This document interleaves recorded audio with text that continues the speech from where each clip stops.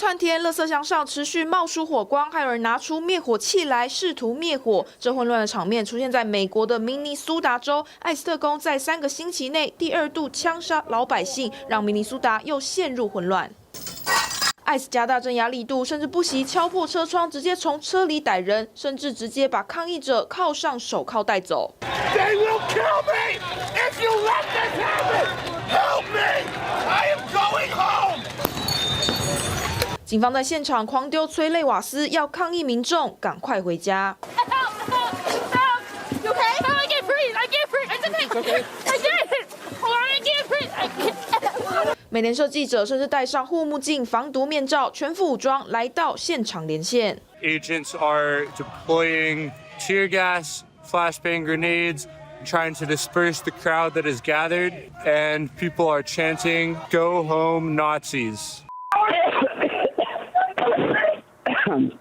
和棚内连线的 CNN 主播其实也在抗议现场，不过他却因为吸入催泪瓦斯，在电话中不断咳嗽，导致连线一度中断。就算隔着镜头，也能感受到现场肃杀气氛。How many more bodies do we have to have in the state of Minnesota?